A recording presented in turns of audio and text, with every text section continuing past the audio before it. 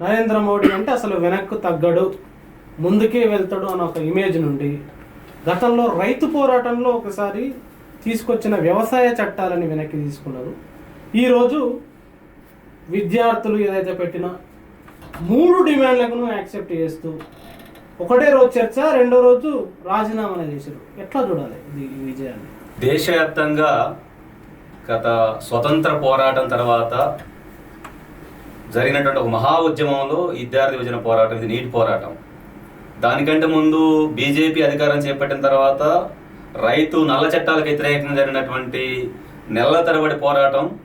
అప్పుడు కూడా కేంద్ర ప్రభుత్వం మెడలు వంచగలిగింది. ఆ తర్వాత మళ్ళీ అంతకంటే ఎక్కువ స్థాయిలో నరేంద్ర మోడీని భయపెట్టినటువంటి పోరాటం.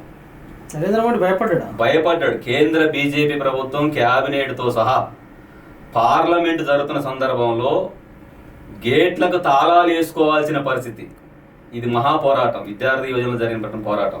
కాబట్టి బీజేపీ కేంద్ర ప్రభుత్వం భయపడ్డది. ఎందుకు భయపడ్డదంటే మొత్తం పార్లమెంట్ చరిత్రలో ఎన్నడూ కూడా పార్లమెంటుకు తాళాలు వేసుకొని సమావేశాలు నడుపుకునే చరిత్ర లేదు.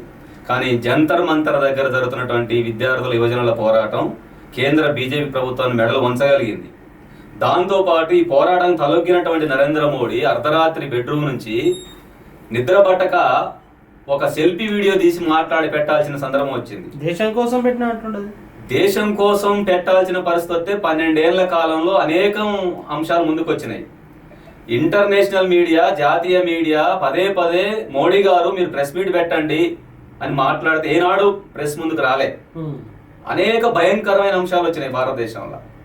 ఎక్కడ కూడా మీడియా ముందుకు వచ్చి మాట్లాడలే. కానీ అర్ధరాత్రి నిద్రపట్టగా లేచి మాట్లాడాల్సిన పరిస్థితి కల్పించింది ఎవరంటే ఈ నీటి పోరాటం, విద్యార్థి విభజన పోరాటమే. అందుకనే ఇది విద్యార్థుల పోరాట విజయం.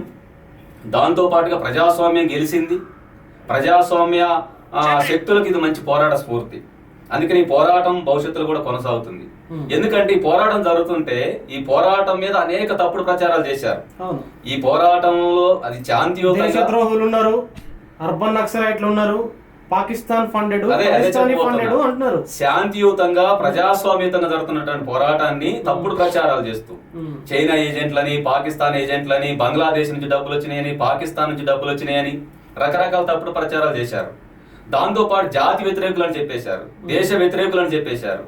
దాంతోపాటు అనేక తప్పుడు ప్రచారాలు చేశారు. కానీ అక్కడ ఉన్నటువంటి విద్యార్థులు కానీ వాళ్ళు మాట్లాడింది ఏంటంటే మాకు డబ్బులు పాకిస్తాన్ వాడు ఇవ్వలే, మా తల్లిదండ్రులే మాకు డబ్బులు ఇచ్చారు, మా తల్లిదండ్రులు ఇచ్చినటువంటి డబ్బులతోనే మేము ఇక్కడికి వచ్చినాం. న్యాయమైన పోరాటం, అది శాంతియుత పోరాటం. మాకు జరుగుతున్నటువంటి అన్యాయం 25 లక్షల మంది నీటి విద్యార్థులు జరిగితే అది 25 లక్షల మంది కాదు, మొత్తం భారతదేశ విద్యార్థుల భవిష్యత్తు. దేశం కోసం, ధర్మం కోసం అని మాట్లాడుతున్నటువంటి వాళ్ళు విద్యార్థుల భవిష్యత్తు గురించి మాట్లాడాలి కదా. ఈ దేశంలో కోట్లాది మంది విద్యార్థులు జరుగుతున్న అన్యాయం గురించి మాట్లాడాలి కదా. కానీ ఇది వాళ్ళు రాజకీయంగా చూశారు. విద్యార్థులు, యువత ప్రజాస్వామ్యతంగా రాజ్యాంగం ఇచ్చినటువంటి స్ఫూర్తి, అంబేద్కర్ ఇచ్చినటువంటి స్ఫూర్తి, ఏదైతే భగత్ సింగ్ ఇచ్చినటువంటి పోరాట స్ఫూర్తి, అందుకనే ఈ రెండింటిని ఆ పోరాటంలో చూపెట్టారు విద్యార్థుల యువత. దాంతోపాటు రాజ్యాంగాన్ని, అంబేద్కర్ స్ఫూర్తిని, భగత్ సింగ్ స్ఫూర్తిని తీసుకొని పోరాడారు యువత. వాళ్ళ మీద ఎంత నిర్బంధం అంటే గతంలో ఎన్నడూ లేని విధంగా అనేక రకాల నిర్బంధం, తప్పుడు కేసులు పెట్టడం, ఆ భయభ్రాంతులు గురి చేయటం, వాటర్ కెనాన్లు పెట్టడం, పెల్లెట్ బుల్లెట్లు ప్రయోగించటం, లాఠీలు జులిపించడం, పెద్ద ఎత్తున దాడులు చేయటం, అంటే లాఠీలకు మొలలు కొట్టి మరి భయంకరంగా అమ్మాయిలను కూడా చూడకుండా తీవ్రమైనటువంటి అమానవీయంగా నిరంకుశాన్ని ప్రదర్శించారు. అయినా విద్యార్థులు వెనకడికి వేయలే.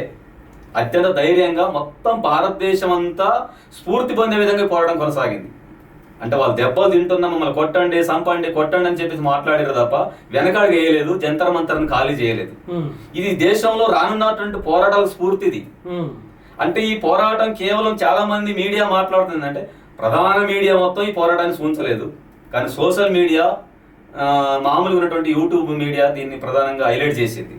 ప్రధాన మీడియా అంతా గోధి మీడియా, అది మీడియా మోడియాగా మారింది. కాబట్టి ప్రధాన మీడియా, ఈ దేశంలో ఉన్న జాతీయ మీడియా ఎక్కడ కూడా ఈ పోరాటాన్ని సూచించలేదు. కానీ విద్యార్థులు, యువత ఈ పోరాటాన్ని దేశవ్యాప్తంగా ప్రచారం చేయగలిగారు. అందుకని తప్పుడు ప్రచారాలు అంటే చాలా మంది ఇది దేశభక్తియుత పోరాటం. ఇప్పుడు బీజేపీ నాయకులు మాట్లాడుతున్నటువంటిది తప్పుడు ప్రచారం. ఇది దేశభక్తియుత పోరాటం. ఎందుకు దేశభక్తియుత పోరాటం అంటే దేశం కోసం, దేశంలో ఉన్నటువంటి విద్యార్థుల భవిష్యత్తు కోసం. ఇంకోటి ఏంటంటే ఇది కేవలం నీటి పోరాటానికి పరిమితం చేసి చూడలేము. దీని వెనకాల విద్యార్థులు యువతతో పాటు 2014లో ఏడాదికి 2 కోట్ల ఉద్యోగాలు ఇస్తామని చెప్పేసి అధికారంలోకి వచ్చాడు నరేంద్ర మోడీ. 12 ఏళ్ళు అవుతా ఉంది. 24 కోట్ల ఉద్యోగాలు ఇవ్వలేదు కదా. 24 కోట్ల ఉద్యోగాలు ఇవ్వకపోగా విద్యార్థులని, ముఖ్యంగా నిరుద్యోగ యువతను అవమానించారు. మీరు పకోడీలు చేయించుకోండి, బజ్జీలు బండి పెట్టుకోండి, లేదంటే పానీపూరి బండి పెట్టుకోండి అని చెప్పేసి, మీకు ఉద్యోగాలు ఇవ్వమని చెప్పేసి, ఉద్యోగాలు ఎక్కడ తీసుకొచ్చిస్తామని చెప్పేసి 12 ఏళ్ల కాలంలో అనేక సందర్భాల్లో నరేంద్ర మోడీ, అమిత్ షాలు, కేంద్ర కేబినెట్ మంత్రులు చాలా మంది నిరుద్యోగ యువతను మోసం చేశారు, మాట్లాడారు, అవమానించారు ఘోరంగా. బొద్దింకలతోనే అనేక అంటే జాతి వ్యతిరేకంగా ఉన్నారని చెప్పేసి సుప్రీంకోర్టు న్యాయాధిపతులే మాట్లాడినటువంటి పరిస్థితి ఉంది, అవమానకరంగా. అందుకనే యువత పోరాటం రోడ్డు మీదకి వచ్చారు. విద్యార్థుల యువత మమ్మల్ని అవమానిస్తారా, మమ్మల్ని బొద్దింకలు అంటారా, మమ్మల్ని తప్పుడు పదాలు ప్రయోగిస్తారని చెప్పేసి వాళ్ళ పోరాటానికి వచ్చారు. ఈ పోరాటం జయప్రదమైంది, ప్రజాస్వామ్యం గెలిచింది, రాజ్యాంగ స్ఫూర్తి గెలిచింది. ఇది రానున్న కాలంలో ఈ దేశంలో కేంద్ర ప్రభుత్వం నీట్ పేపర్ అనేది వాళ్ళు మాట్లాడట్లే. మొత్తం అన్ని వైఫల్యాలు దీంట్లో ఉన్నాయి, అన్ని వైఫల్యాలు ఉన్నాయి. రైతు కార్మిక వ్యతిరేక విధానాలు, నల్ల చట్టాలు తీసుకొచ్చారు, ప్రజాస్వామ్యాన్ని కూని చేస్తున్నారు, రాజ్యాంగాన్ని కూని చేస్తున్నారు, ఓటు చోరీ చేస్తున్నారు, ఓట్లు న్యాయంగా ఒక పౌరుడు ఓటు వేసేటువంటి హక్కు లేకుండా చేస్తున్నారు, ప్రజాస్వామ్యంగా ఎన్నికైన ప్రభుత్వాలను పడగొడుతున్నారు, రాజ్యాంగ వ్యతిరేకంగా వ్యవహరిస్తున్నారు, నిరంకుశంగా వ్యవహరిస్తున్నారు. ఈ దేశంలో మొత్తం కూడా ప్రజాస్వామ్యాన్ని, రాజ్యాంగాన్ని లేకుండా చేయాలనుకుంటున్నారు. కాబట్టి యువత, విద్యార్థులు ఈ అన్నింటినీ 12 ఏళ్ల మోడీ నిరంకుశ విధానాలని గ్రహిస్తూ వస్తున్నారు. కాబట్టి ప్రజాస్వామ్యాన్ని కాపాడుకోవాలి, రాజ్యాంగాన్ని కాపాడుకోవాలి, దేశాన్ని కాపాడుకోవాలి, ఈ దేశంలో ఉన్నటువంటి విద్యార్థుల భవిష్యత్తును కాపాడాలని చెప్పేసి ఈ పోరాటంలో అన్ని అంశాలు ఉన్నాయి. ఇప్పుడు పెట్టినటువంటి కాకరోజు సిజేపీ పెట్టినటువంటి డిమాండ్లు 3 అంశాలు కీలకమైనవి. కానీ విద్యార్థుల్లో ఇంత రకమైనటువంటి ఆవేదన, ఆక్రోశం రావడానికి, ప్రభుత్వం మీద తిరుగుబాటు రావడానికి దీని వెనకాల 12 ఏళ్ల మోడీ పాలనలో అనేక వైఫల్యాలు ఉన్నాయి. అంటే కేంద్రంలో అధికారంలోకి వచ్చిన తర్వాత అనేక వ్యవస్థలని, అనేక వైఫల్యాలు ఉన్నాయి. ఈ వైఫల్యాలన్నిటి మీద యువతలో ఈ యొక్క తిరుగుబాటు వచ్చింది. విద్యార్థులు, యువత వాళ్ళ వెనకాల ఎవరు లేరు. స్వచ్ఛందంగా, స్వతంత్రంగా, ప్రజాస్వామ్యతంగా, శాంతియుతంగా ఢిల్లీ జంతర్ మంతర్ వీధుల్లోకి వచ్చారు.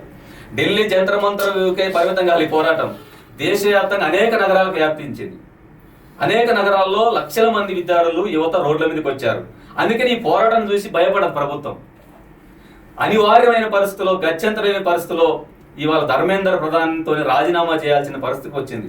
అంటే కేంద్ర ప్రభుత్వం భయపడ్డది, పోరాటాలు తలొగ్గింది, ప్రజాస్వామ్య హక్కులని కాలరాస్తే మీకు పుట్టగతులు ఉండవని చెప్పేసి యువత అవన్నీ పోరాటం చూపెట్టారు. అందుకని నీట్ పోరాటం అనేటువంటిది రేపు భారతదేశంలో మరింత ఉద్యమాలు పెరుగుతున్నాయి, ప్రజాస్వామ్యతంగా పోరాటాలు రానున్నాయి. ఈ దేశాన్ని కాపాడుకునే దానికోసం ఆ రకంగా ఈ ఉద్యమాలు కొనసాగుతాయి.